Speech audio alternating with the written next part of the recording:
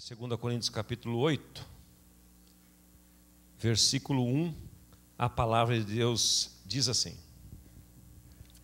Irmãos, queremos que vocês saibam o que a graça de Deus tem feito nas igrejas da província da Macedônia.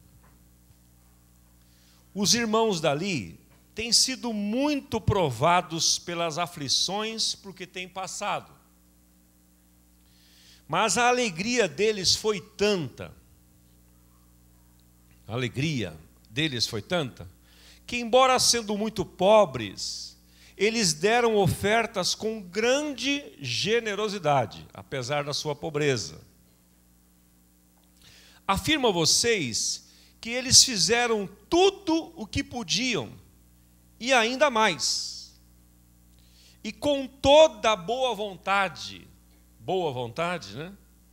Não obrigados, pediram com insistência que os deixássemos participar do socorro, da ajuda para o povo de Deus da Judéia.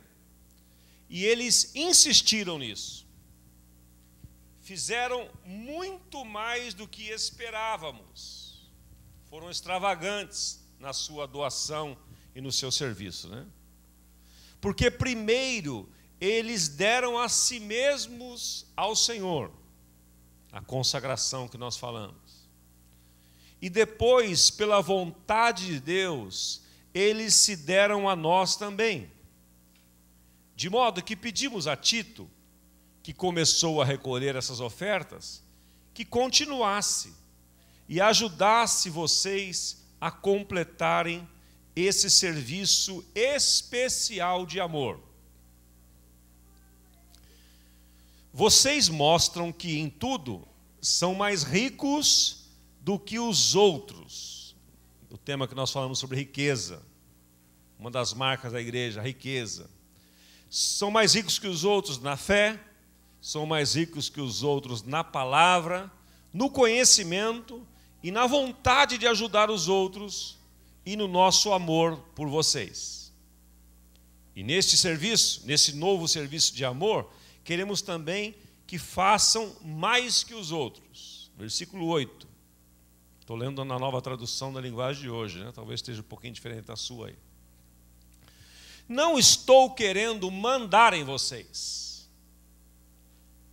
O que estou querendo é que conheçam o entusiasmo com que as igrejas da Macedônia deram ofertas, para que assim vocês vejam se o amor de vocês é verdadeiro ou não.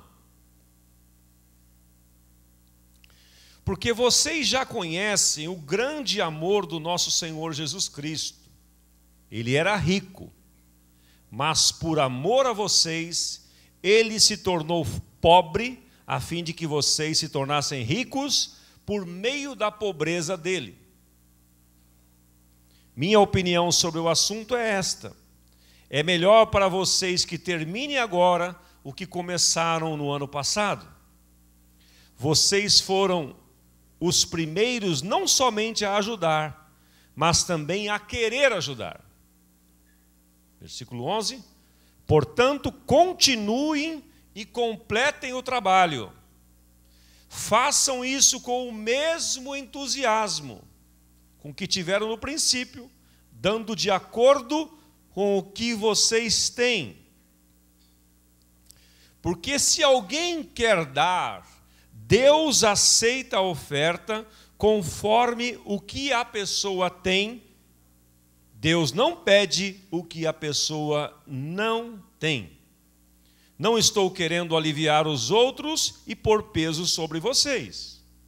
Já que agora vocês têm bastante, é justo que ajudem os que estão necessitados. E em alguma outra ocasião, se vocês precisarem, eles tiverem bastante, aí eles poderão ajudá-los.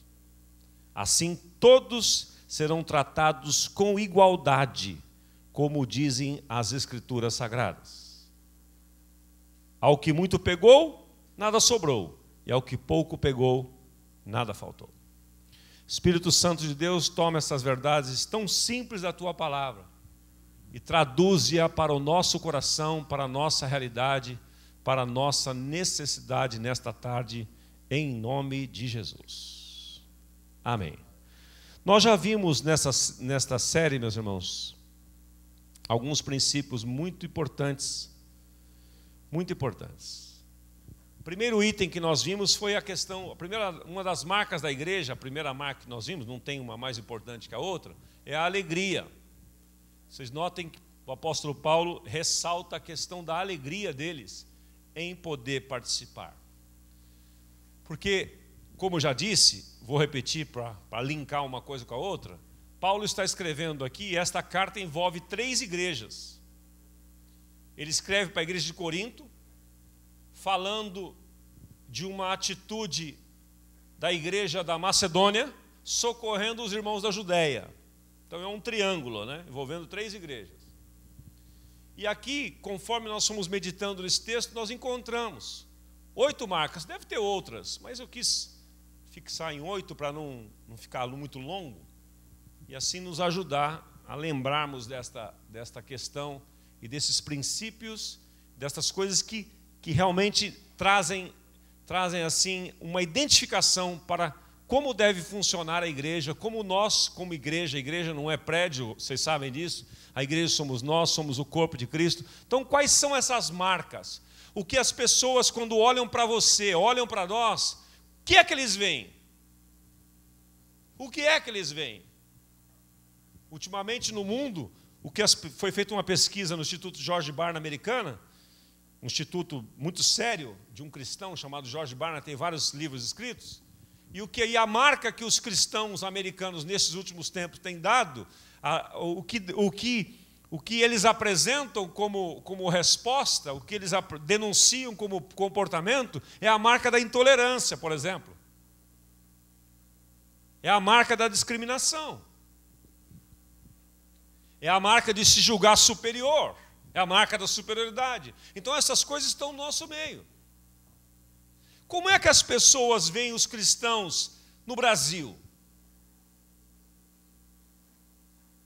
Como é que quando você se identifica como um cristão no seu trabalho, no seu ambiente de faculdade, como é que as pessoas, você é um cristão, qual a imagem que você passa para elas? Como elas te veem? Marca é aquilo que nos identifica. Então, esse texto mostra, 2 Coríntios capítulo 8 e 9, mostram 8 marcas. Eu vou elencar aqui para você quais são elas. Primeiro é a alegria. Segundo é a extravagância. Eles tinham um comportamento alegre, mas eles não eram só alegres, eles eram extravagantes. Extravagante é aquele que faz acima do que pede a ele. Eles tinham uma marca de consagração, eles reconheciam e sabiam que não se pertenciam a ele. Hoje de manhã eu fui procurado por uma senhora, acabando a reunião, eu havia feito o ofertório, o pastor Carlos Alberto pregou, ela veio, pastor, eu preciso da sua oração. Eu sou avarenta. O senhor falou esses dias de avareza, eu nem sabia o que significava. Acho que num culto, acho que ela veio à tarde ou num culto pela manhã, ela ouviu essa palavra avareza, eu descrevi o que era uma pessoa avarenta, ou a avareza, ela falou assim, eu sou avarenta. Eu falei, que bom. Não, pastor, não é bom não. Eu falei, que bom que você reconheceu, porque tem muitos que são e não reconhecem, aí não é curado nunca, não resolve nunca. Eu tenho apego ao dinheiro, pastor. Eu quero ficar livre disto. E aí eu compartilhei com ela que a cura para a avareza é a consagração. Porque quando você pertence a um outro, porque a avareza é a idolatria, o amor ao dinheiro torna-se um ídolo, então Mateus 6,24 resolve esse problema.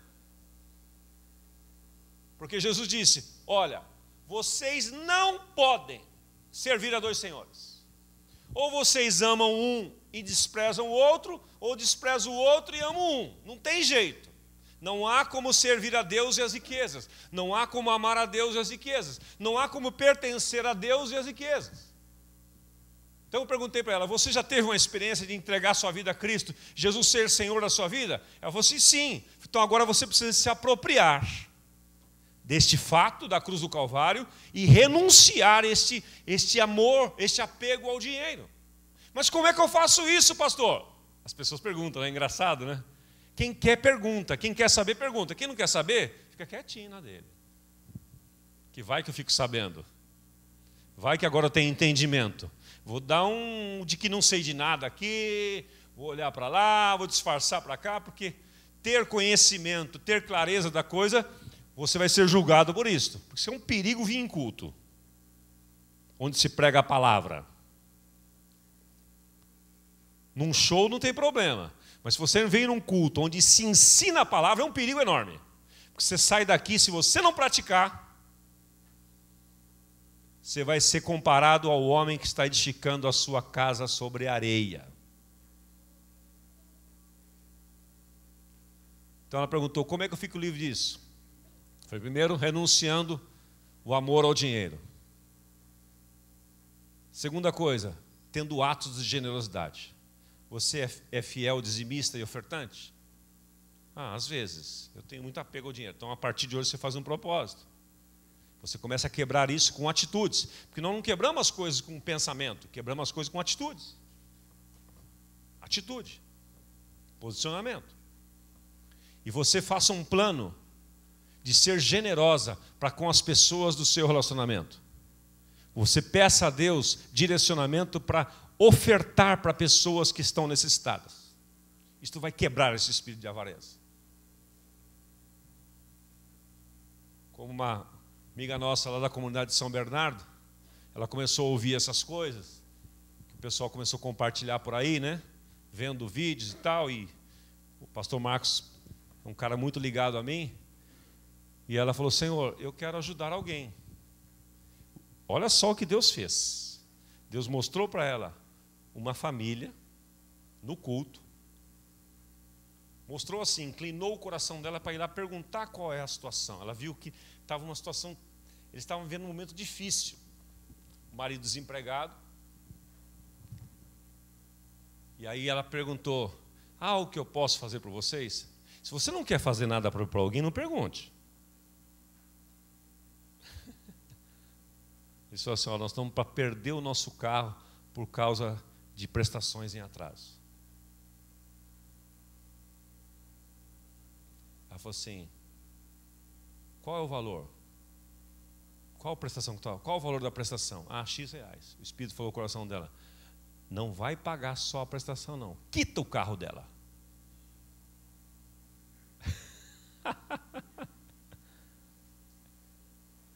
Ela é gerente geral de uma entidade bancária, foi lá, fez as contas, negociou, ela assumiu o problema para si. Isso é generosidade, amigos.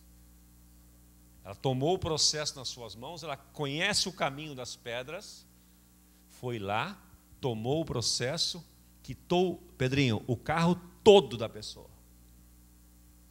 Esta família chorava, ela trouxe o recibo de quitação. Sabe o que aconteceu? Ela testemunhou para mim, porque ela cuida de um financiamento do nosso apartamento, né? Ela trabalha na Caixa Econômica Federal, ela testemunhou para mim, Osmar, no mês seguinte eu dei o maior dízimo da minha vida. Eu ganhei um prêmio no meu trabalho, uma participação nos lucros, eu dei o maior dízimo da minha vida. Ela falou assim, não é que esse negócio funciona, Osmar? Funciona. Funciona no coração de quem crê. Sabe, meus irmãos, cuidado, eu estou falando com vocês com amor, às vezes eu falo com um meio mais, mas é para chamar a atenção mesmo. Mas cuidado com o que você ouve de Deus e aquilo que você pratica. Cuidado. Se você só ouvir e não obedecer, você está na roça. Você está na roça. Ouvir e obedecer. E outra coisa que eu aprendi, se você não praticar um princípio que você aprendeu em 24 horas, você esquece, aquilo não torna-se valor, mas perde o impacto, perde o efeito dentro de você. Então, atitude de consagração foi outra marca que nós vimos. Semana passada falamos sobre a riqueza. Deus tem depositado na sua igreja riquezas. Riquezas. Vários tipos de riquezas. Não estou falando de riquezas materiais apenas. Estou falando da riqueza da fé. E Paulo escreve aqui: vocês são ricos na fé, no conhecimento, no amor. Tanta riqueza, meus irmãos. E como eu já disse aqui, apenas recapitulando, né? Tem gente que só tem dinheiro. É tão pobre que só tem dinheiro. Mas você não, você pode não ter dinheiro sobrando, mas você tem riqueza na fé, você é rico de esperança, você é rico de amor, você é rico de bondade, você é rico de generosidade. Isso é maravilhoso, é uma das marcas. Que conforme a sua prática, as pessoas vão ver isto e vão identificar você com isto. A maneira como você é cortês com as pessoas no seu trabalho, a maneira como você é gentil, isso é marca. A maneira como você para ouvir as pessoas, dá atenção às pessoas. A maneira como você trata os invisíveis deste mundo. Como você trata o pobre. Como você dá atenção para as crianças. Isto nós vamos espalhando amor, meus amados. A maneira como você trata o porteiro do seu prédio, o zelador do seu prédio, a faxineira do seu prédio. Você sabe o nome deles?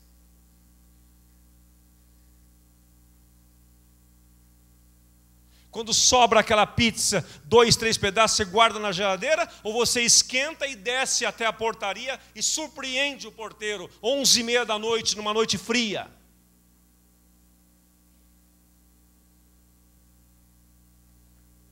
Às vezes a gente guarda a pizza na geladeira para jogar fora gelada.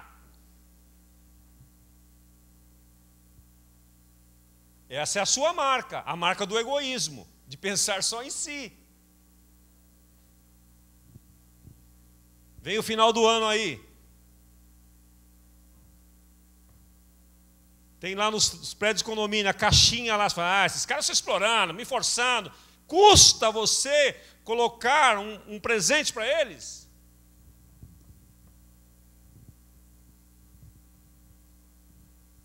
Custa. O que custa? Então, meus irmãos, Mateus 5,16, Jesus disse que os homens desta terra, vendo as boas obras de vocês, eles glorifiquem ao seu Pai Celestial. Que o Senhor nos ajude a manifestar essas marcas. E hoje eu quero compartilhar com vocês duas. Você vem num culto e leva logo duas. Hoje é duas por preço de uma. Estou generoso hoje. E a semana que vem nós vamos falar sobre semeadura e colheita. Uma igreja semeadora e colhedora. Mas hoje é entusiasmo e equilíbrio. Vamos ali agora no... Olha lá você. Cutuca o seu irmão do seu lado. Olha você, como você está bonito na foto. Que coisa linda. Você está bem, hein? Fala para ele, você está bem, ó. Entusiasmado.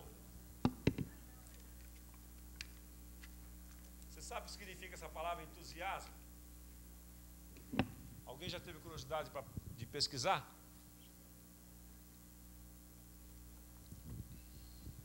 Vocês precisam ter mais entusiasmo. Mas eu pesquisei para vocês, vamos lá. Paulo está dizendo então no versículo 8, na nova tradução da linguagem de hoje, isto, né? Eu não estou querendo mandar em vocês. O que estou querendo é que conheçam o entusiasmo com que as igrejas da Macedônia deram ofertas, para que assim vocês vejam se o amor de vocês é verdadeiro ou não. O amor, o nosso amor é demonstrado, o nosso amor ele é expressado, não são apenas por palavras, é por gestos e atitudes. Então Paulo está dizendo, olha, eu não quero mandar em vocês, não quero forçar vocês a nada. Eu estou querendo que vocês conheçam o entusiasmo com que as igrejas da Macedônia deram ofertas, para que assim vocês vejam se o amor de vocês é verdadeiro ou não. Em outras palavras, o amor verdadeiro se porta com entusiasmo. Quando você ama algo, quando você ama alguém, quando você ama uma coisa, ama um esporte, ama um clube de futebol, ama uma pessoa, ama o que você faz, ama algo ou alguém, não tem como você não demonstrar entusiasmo quando você fala. Quando você fala, seus olhos brilham. Quando você fala daquilo, sua expressão muda. O assunto está indo numa direção. A hora que você toca naquilo que você ama, o negócio muda. Você entra no assunto. Você completa aquilo. Você fala. Você se expressa. Você se posiciona. Você vai contra a opinião dos outros. Você não tem medo. Você vai. Porque quando você tem amor, você tem entusiasmo. Seguindo aí. No verso 11 ele repete a palavra novamente. Portanto, continuem e completem o trabalho. Façam isso com o mesmo entusiasmo que tiveram no princípio. Paulo está falando aqui agora, olha, cuidado, porque o entusiasmo às vezes ele faz isso. Então preste atenção. Quando você ama uma pessoa, quando você está se relacionando, conhecendo, namorando, noivando, você pode ter uma expressão. Você pode ter um comportamento. Com o passar do tempo, se você não mantiver este amor com atitudes, esse entusiasmo pode arrefecer. Então ele está dizendo, olha, mantenham o mesmo entusiasmo com que tiveram no princípio,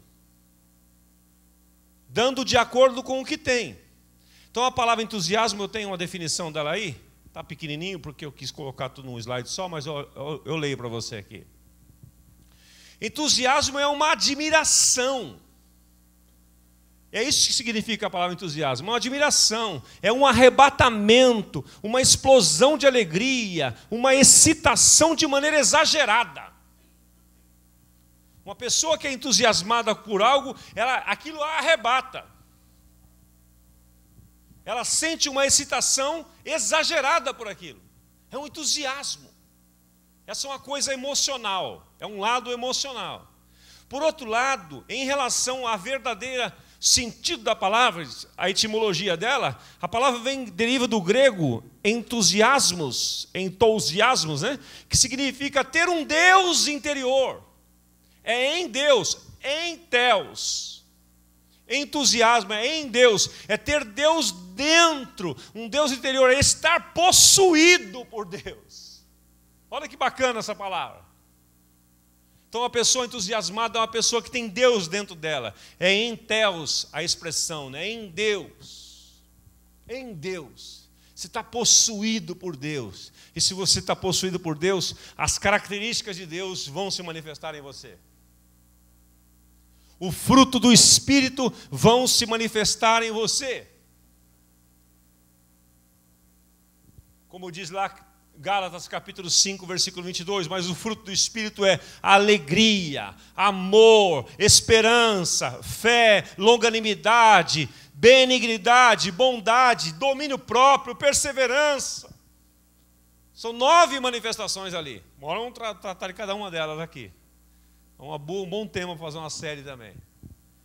Então a pessoa cheia de Deus, ela manifesta essa admiração. Ela se sente arrebatada por algo.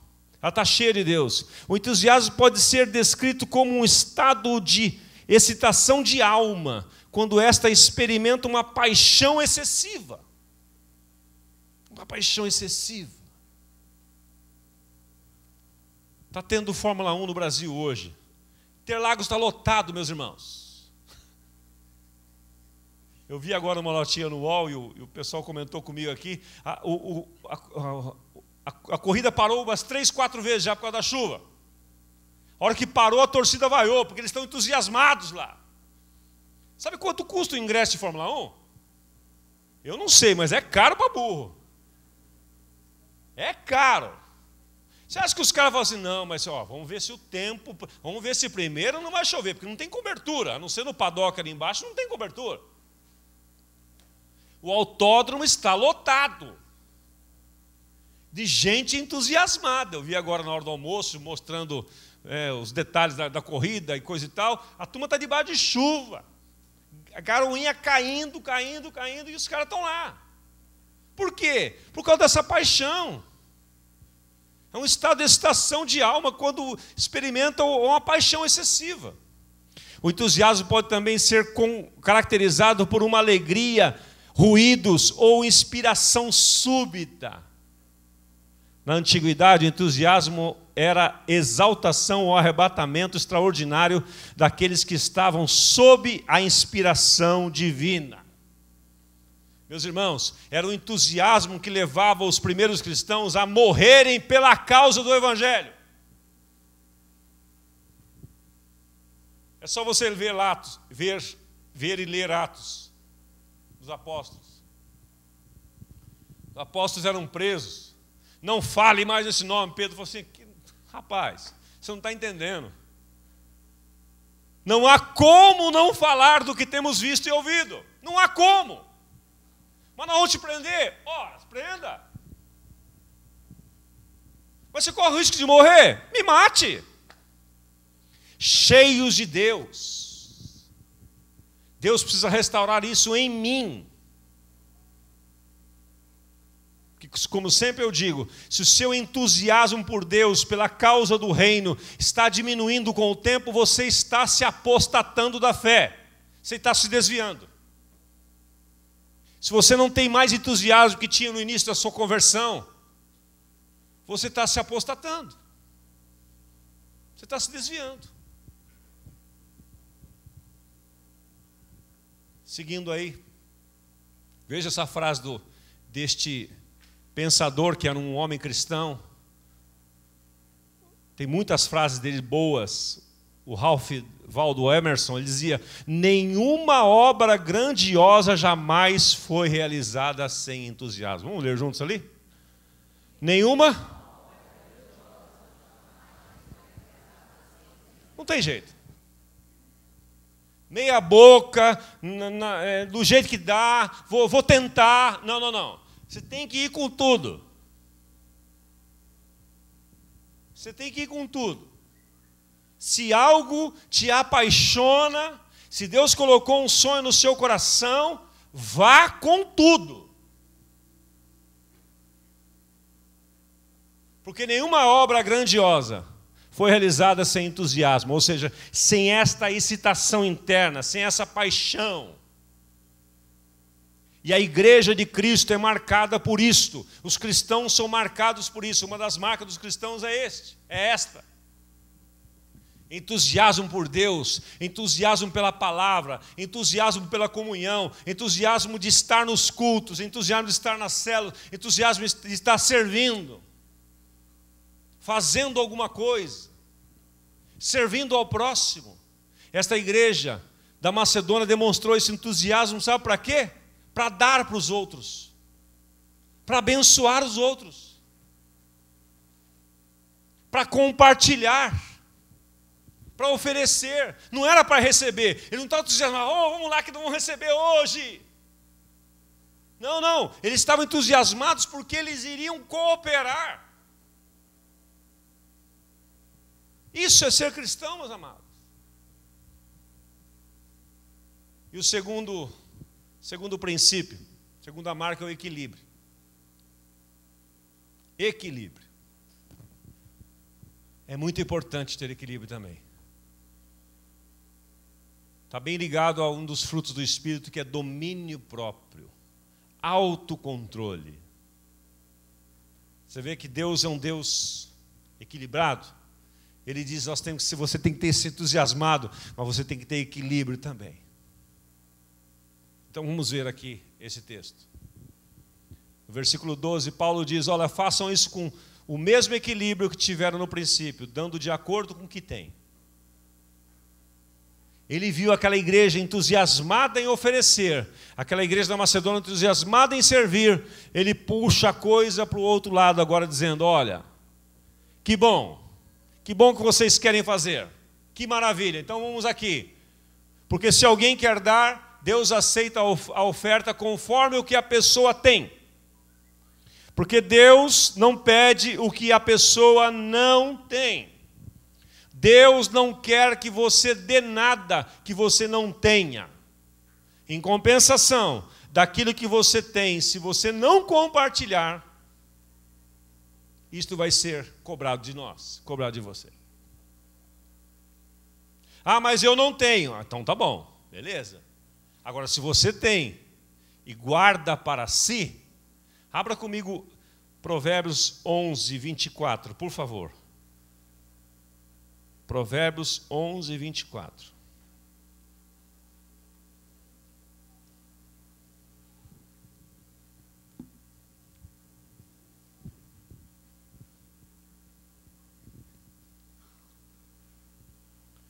Algumas pessoas gastam com generosidade, versão da Nova Tradução, né? Algumas pessoas gastam com generosidade e ficam cada vez mais ricas. Outras são econômicas demais e acabam ficando sem nada, cada vez mais pobres. A diferença aqui está entre o avarento e o generoso. O generoso, ele compartilha, ele gasta, ele investe. E sabe o que acontece? Como essa moça que testemunhou para mim, Deus acrescenta mais. Deus acrescenta mais. Agora, há aqueles que são econômicas demais e acabam ficando cada vez mais pobres. O avarento, com o passar do tempo, ele vai perder tudo. Deixa eu contar uma história para você que é fato na história das famílias. Às vezes não é nem a pessoa que perde, são os filhos que queimam tudo depois. Deixa eu dar uma característica do avarento para você. O Jack Hayford, um pastor americano, o pastor Roberto conheceu pessoalmente, ele diz o seguinte, que o avarento, ele tem uma característica. Não é que ele não tem, ele tem medo de não ter.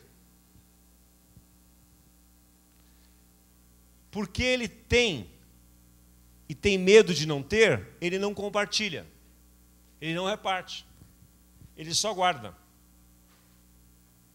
O avarento, ele guarda tanto, muitos deles, que não gastam nem consigo mesmos.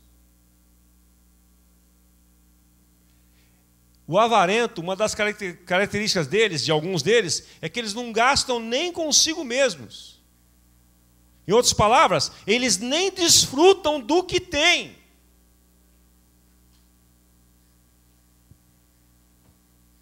Eu já vi gente comprar carro zero, Sidão, comprar carro zero, andar 1, 2 anos sem tirar o plástico do banco,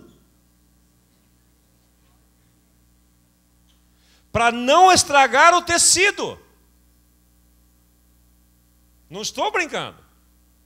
Você sabe o que é você sentar num carro em cima daquele plástico que vem da montadora?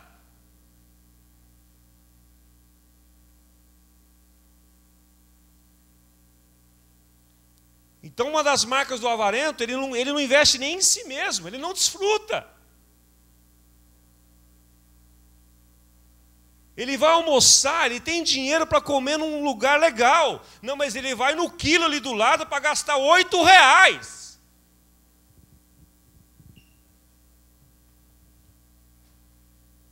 Meu Deus!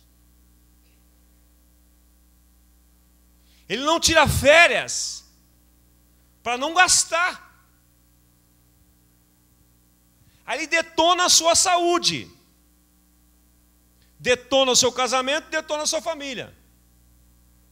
E se ele sai em férias, o outro, não, mas tem cara que sai, tá bom. Ele é tão avarento que ele fica controlando. Vocês vão gastar R$5 por dia cada filho aqui, um sorvete para cada um. Para! Férias é para gastar.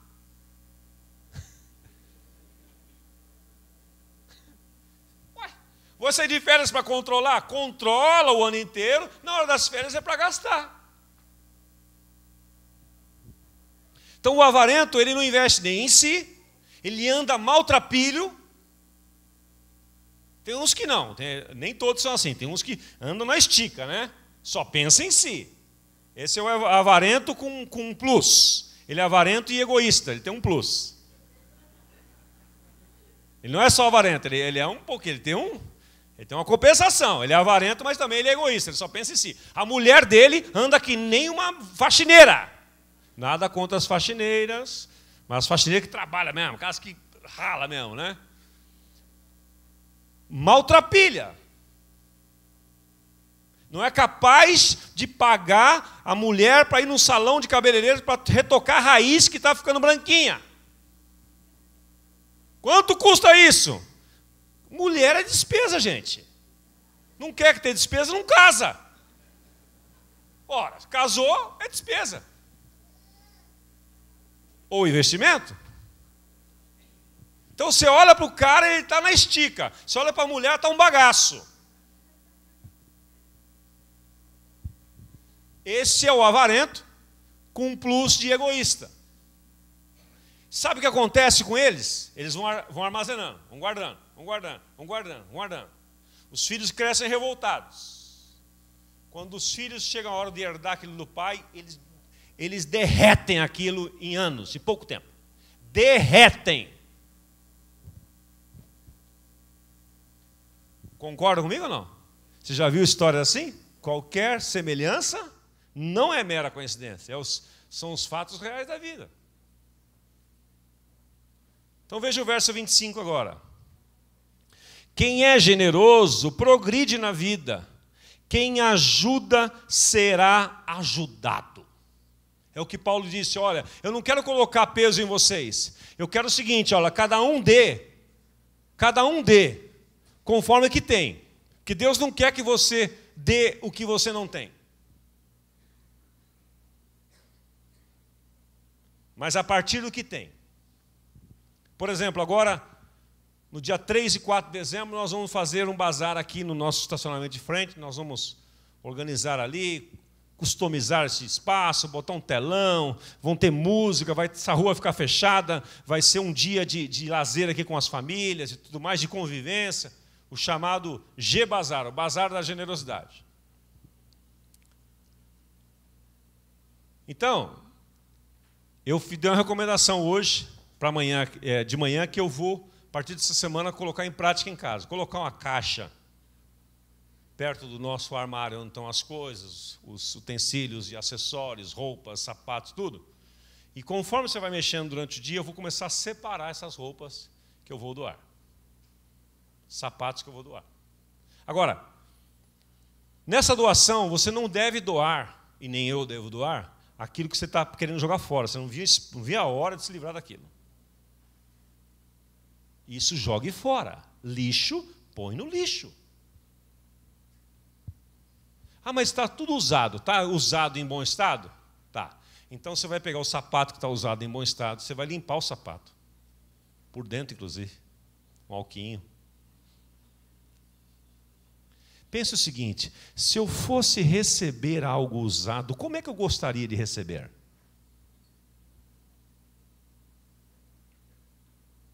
Então limpe o sapato por dentro, limpe ele por fora, pega uma graxinha, ou um cremezinho assim,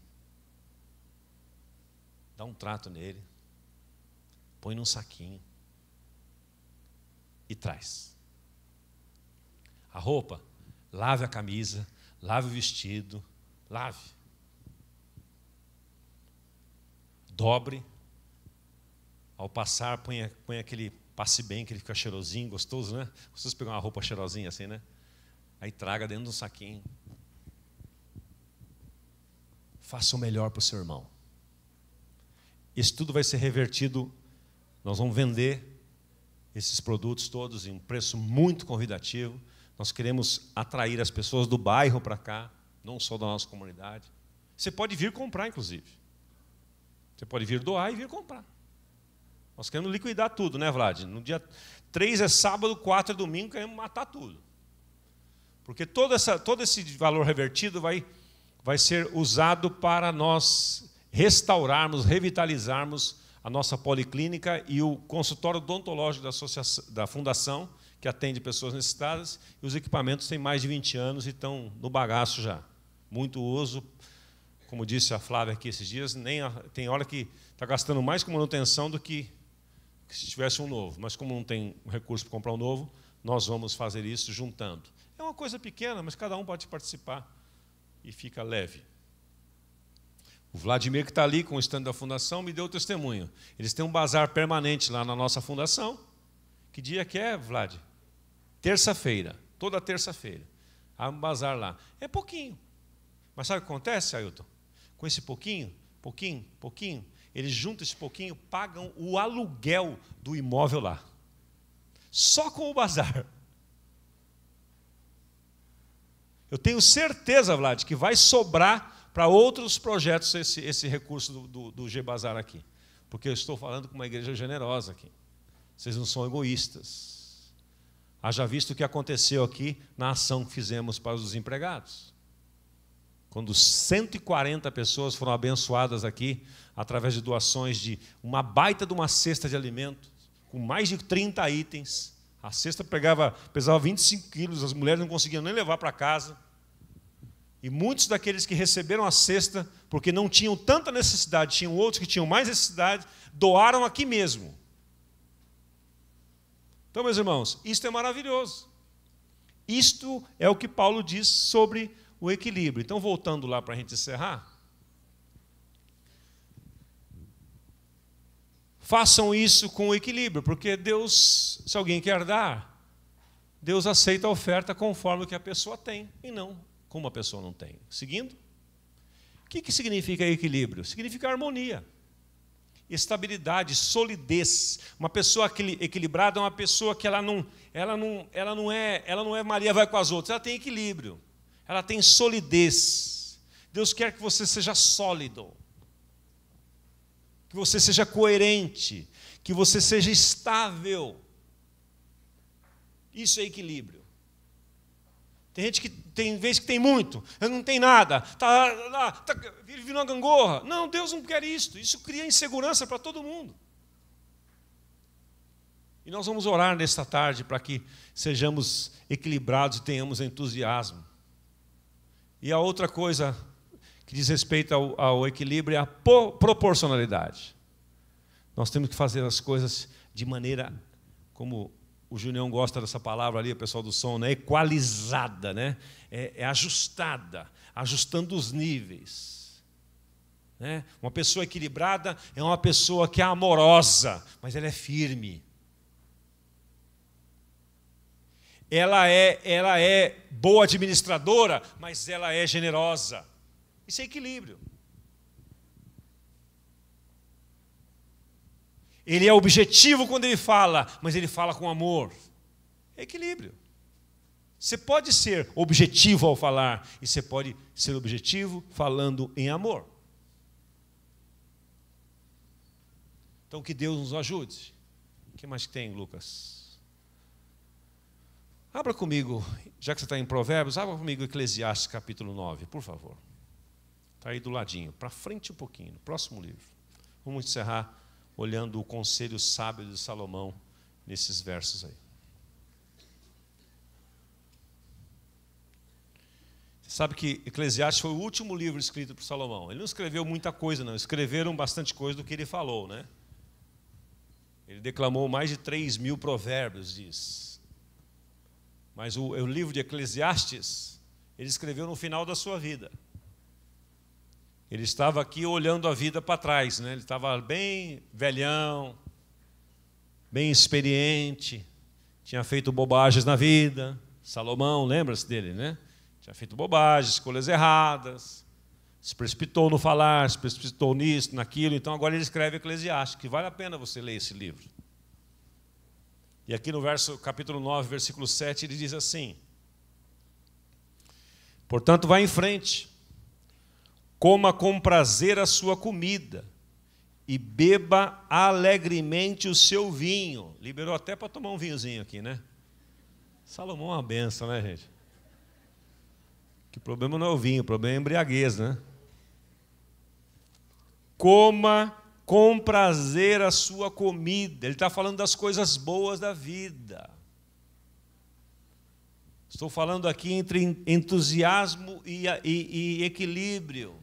Trabalhe pra caramba, rale mesmo, mas coma com prazer a sua comida. Ao que você for almoçar com a família, põe o smartphone do lado. Coma com prazer. Faça daquele momento de refeição. Sabe qual foi o menu lá em casa hoje? Vou contar para vocês. Minha filha está trabalhando fora, então ela leva alimento e tal. Ela falou para a mãe hoje cedo, falou: mãe, estou com vontade de comer arroz feijão. A Anice fez um arroz feijão e ovo frito, com uma farinhazinha, e ainda tinha um bifinho. Mas que delícia! Ontem ela fez um pão caseiro. Você está ficando, hein, Cléo? Pelo amor de Deus. Então ela fez um pão caseiro que me remeteu lá aos primórdios da minha infância, junto com a minha mãe. Minha mãe fazia um pão caseiro maravilhoso. Então, meus irmãos, são as coisas pequenas da vida. Desfrute, é isso que Salomão está dizendo, desfrute. Desfrute. Coma com prazer o arroz, feijão e o ovo. Aquele ovinho frito, gema mole. E aquele ovo era caipira, né, Cláudio? O ovo era caipira? Caipira. Orgânico. Não é caipira, é orgânico. Desculpa aí, Cláudio. Então vamos aqui, né? Pois Deus já aceitou com prazer o que você faz. Deus aceita com prazer aquilo que você faz. Procure sempre parecer feliz e satisfeito.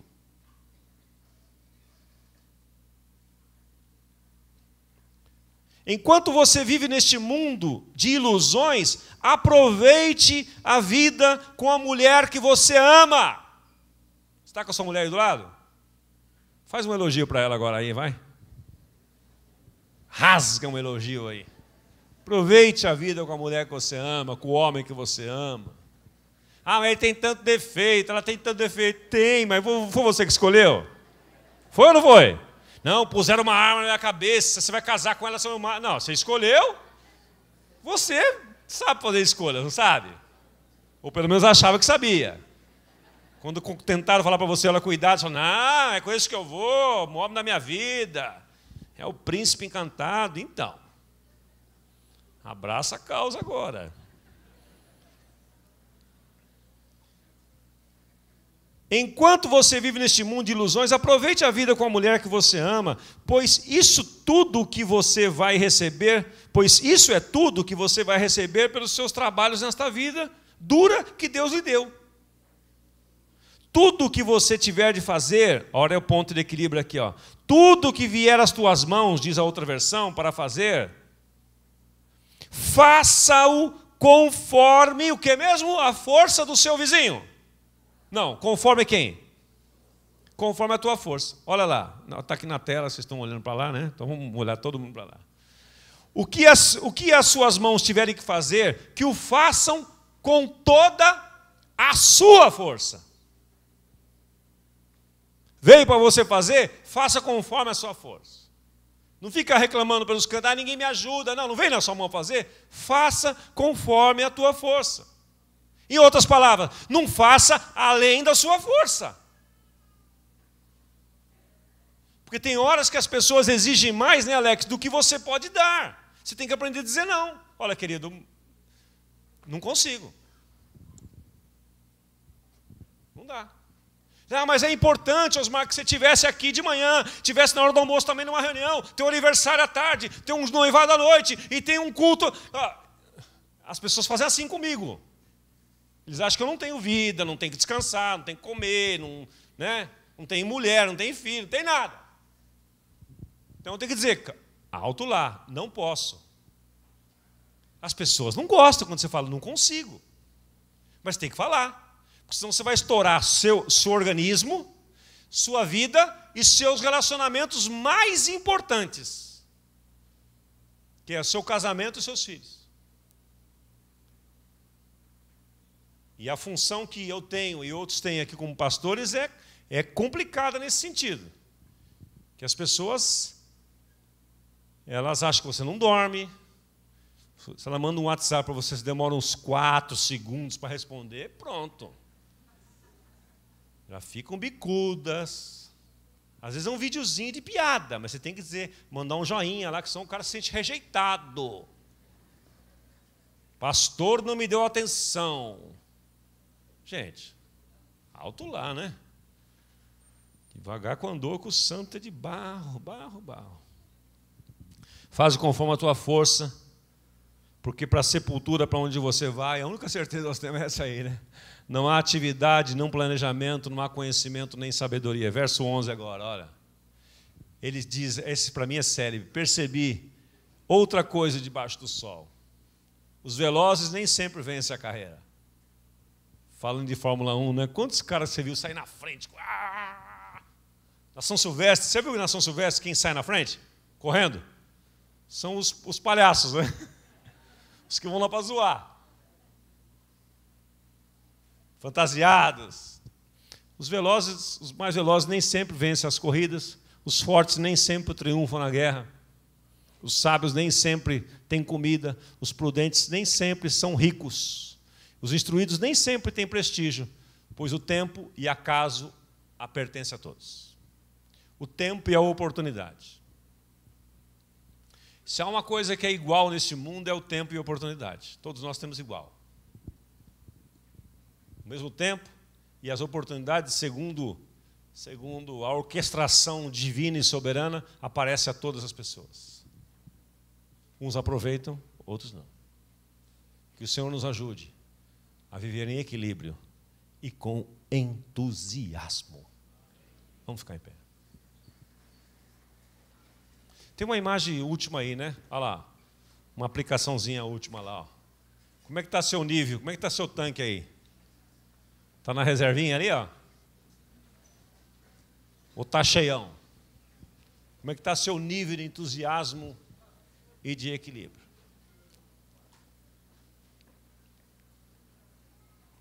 Comente para a pessoa do seu lado aí. Fala para ela, olha, Deus falou comigo nesta tarde, isto aqui, esse para mim foi o ponto. Fala para ele. Comente com ela aí.